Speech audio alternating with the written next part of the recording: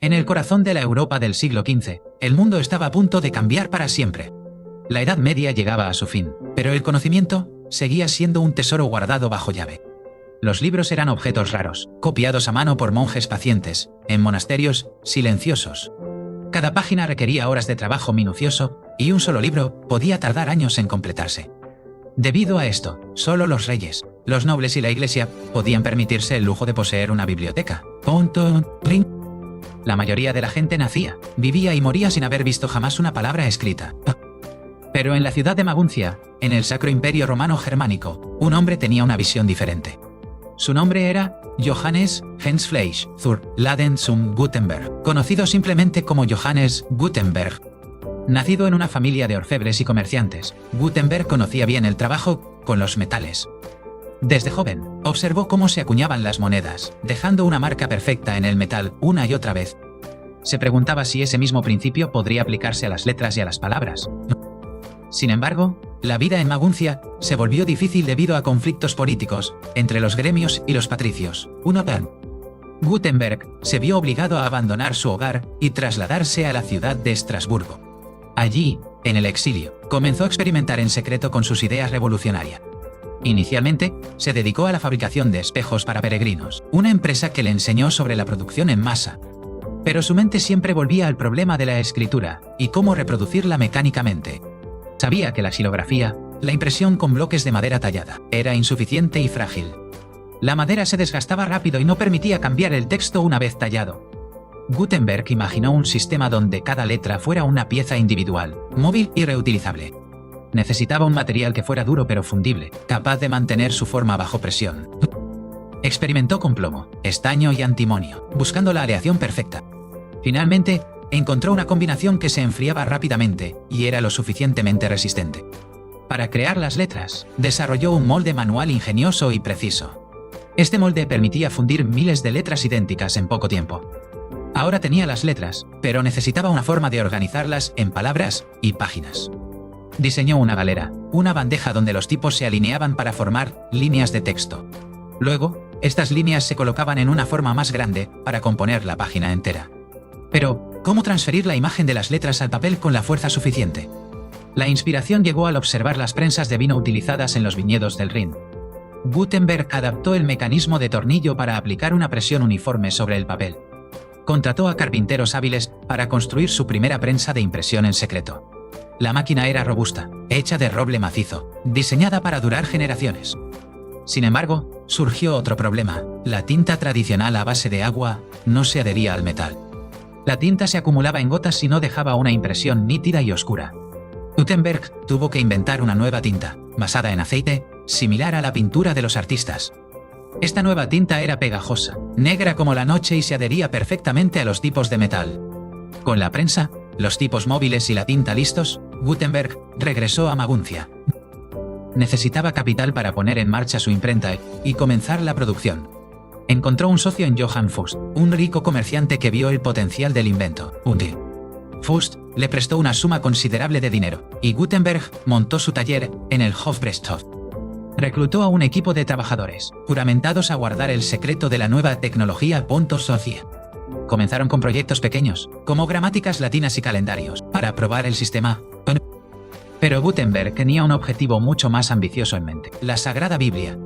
Quería crear un libro que rivalizara en belleza con los mejores manuscritos de los monjes. El proyecto de la Biblia de 42 líneas comenzó alrededor de 1452. Se necesitaron miles y miles de tipos móviles, fundidos uno por uno. Los cajistas trabajaban incansablemente, seleccionando letras y formando palabras invertidas. La precisión era vital. Una sola letra fuera de lugar arruinaría toda la página. Prepararon el papel, humedeciéndolo ligeramente para que aceptara mejor la tinta. También compraron vitela, piel de animal tratada, para las ediciones de lujo. 2 operarios trabajaban en cada prensa, uno entintaba los tipos y el otro colocaba el papel. Entintar era un arte, usaban bolas de cuero rellenas de lana para distribuir la tinta suavemente. Luego, con un fuerte tirón de la barra, el tornillo bajaba y la platina prensaba el papel. Al levantar la platina y retirar la hoja, la magia se revelaba: texto negro, nítido y perfecto. Página tras página, La Biblia tomaba forma, un milagro de la ingeniería y el arte.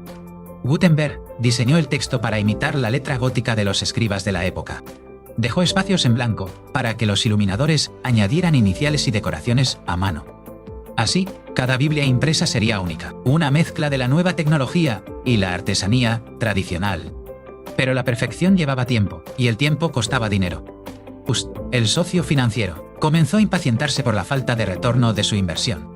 En 1455, justo cuando las Biblias estaban casi terminadas, Faust demandó a Gutenberg. El tribunal falló a favor de Faust, y Gutenberg, incapaz de pagar la deuda, lo perdió todo. Tuvo que entregar su taller, sus prensas y, lo más doloroso, las Biblias casi completas. Faust se asoció con Peter Schoeffer, un antiguo aprendiz de Gutenberg, y juntos terminaron la obra. La Biblia de Gutenberg fue presentada al mundo, causando asombro y admiración. Nunca antes se habían visto libros tan idénticos, producidos tan rápidamente. Aunque Gutenberg perdió su negocio, no se rindió por completo. Continuó imprimiendo en un taller más pequeño, aunque nunca recuperó su antigua gloria. Sin embargo, el secreto de la imprenta no podía contenerse por mucho tiempo. En 1462, Maguncia fue saqueada durante un conflicto arzobispal. Los impresores que Gutenberg había entrenado huyeron de la ciudad, dispersándose por Europa. 1. Llevaron consigo el conocimiento de la tipografía a Italia, Francia y más allá. Pronto, las prensas de imprenta comenzaron a aparecer en todas las ciudades importantes. El costo de los libros se desplomó drásticamente, haciéndolos accesibles a más personas. Lo que antes costaba el salario de un año, ahora podía comprarse con el de una semana. La explosión de información fue imparable, comparable a la llegada de Internet siglos después. Las ideas del Renacimiento, que habían estado gestándose en Italia, encontraron un vehículo para viajar. Los textos de los antiguos griegos y romanos fueron redescubiertos, impresos y debatidos. La ciencia también se benefició enormemente de la precisión de la imprenta. Los diagramas médicos y los mapas geográficos podían reproducirse sin los errores de los copistas. Gutenberg vivió sus últimos años bajo el patrocinio del arzobispo de Maguncia, recibiendo una pensión. Murió en 1468, probablemente sin comprender la magnitud total de su legado. Pocas décadas después de su muerte, millones de libros circulaban por Europa. Por Europa. La imprenta jugó un papel crucial en la Reforma protestante. Martín Lutero utilizó la imprenta para difundir sus críticas a la Iglesia Católica. Sin la imprenta, sus ideas podrían haber sido silenciadas como las de otros reformadores antes que él.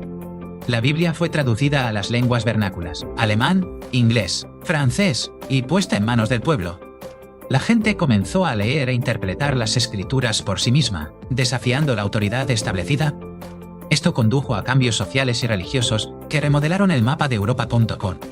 La alfabetización, antes reservada al clero, comenzó a aumentar lentamente entre la población general. Surgieron periódicos y gacetas, informando a la gente sobre eventos en tierras lejanas. La imprenta estandarizó los idiomas, la ortografía y la gramática se unificaron para la publicación. Los dialectos locales dieron paso a lenguas nacionales fuertes que unieron a los países. El renacimiento científico no habría sido posible sin la rápida difusión de los hallazgos. Científicos de diferentes países podían leer los trabajos de sus colegas y construir sobre ellos. La imprenta de Gutenberg fue el catalizador que sacó a Europa de la Edad Media. Fue el primer paso hacia la democratización del conocimiento. Hoy en día, vivimos en la era digital, pero todo comenzó con aquella prensa de madera en Maguncia. Cada libro que leemos, cada periódico, incluso el texto en nuestras pantallas, tiene una deuda con Gutenberg. Su invención es considerada por muchos como el evento más importante del segundo milenio.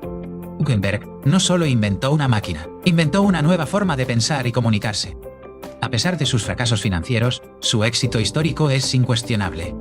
La Biblia de Gutenberg sigue siendo uno de los libros más valiosos y hermosos del mundo. Solo sobreviven unas pocas copias completas hoy en día, asesoradas por grandes instituciones. La calidad de la impresión, el papel y la tinta ha resistido la prueba de más de 5 siglos. Gutenberg nos enseñó que una idea, combinada con perseverancia y técnica, puede cambiar el mundo. Desde los monjes copistas hasta las impresoras 3D actuales, la evolución es continua. Pero el salto cuántico lo dio aquel orfebre alemán que soñaba con letras de metal. Su legado vive en cada biblioteca, en cada escuela y en cada hogar con una estantería. El hombre que encendió el Renacimiento murió pobre, pero enriqueció la humanidad para siempre. La historia de Gutenberg es un testimonio del poder del ingenio humano. Nos recuerda que el progreso a menudo viene de la combinación de ideas existentes de formas nuevas. La prensa de vino y el sello de moneda se unieron para liberar la palabra. Y así, la oscuridad de la ignorancia fue retrocediendo poco a poco, página a página. La revolución de Gutenberg no fue sangrienta, pero fue más poderosa que cualquier ejército. Abrió las puertas a la educación masiva y al pensamiento crítico. Permitió que las voces disidentes fueran escuchadas y que la verdad fuera compartida. La cultura dejó de ser un privilegio de pocos para convertirse en un derecho de muchos. En el silencio de su taller, Gutenberg forjó las llaves de la modernidad. Cada vez que leemos, rendimos un homenaje silencioso a su genio. Su nombre puede no ser mencionado todos los días, pero su influencia es omnipresente. El impresor que encendió el Renacimiento sigue iluminando nuestro camino hoy. La historia de Johannes Gutenberg es, en última instancia, la historia de nosotros mismos y nuestra sed de saber. Porque en el principio fue la palabra, pero fue Gutenberg quien la hizo universal. Así concluye la saga del hombre que cambió el mundo con plomo, tinta y una prensa. Su legado perdurará mientras la humanidad siga buscando, escribiendo y leyendo. Gutenberg, el padre de la imprenta, el arquitecto de la información. No solo había. Gracias a él, las palabras no se las lleva el viento, permanecen, sólidas y eternas. Y esa es la verdadera magia que nació en Maguncia, hace más de 500 años. El fin de la Edad Oscura y el comienzo de la luz de la razón. Recordemos siempre a Gutenberg, el humilde orfebre, que nos dio las alas de papel para volar.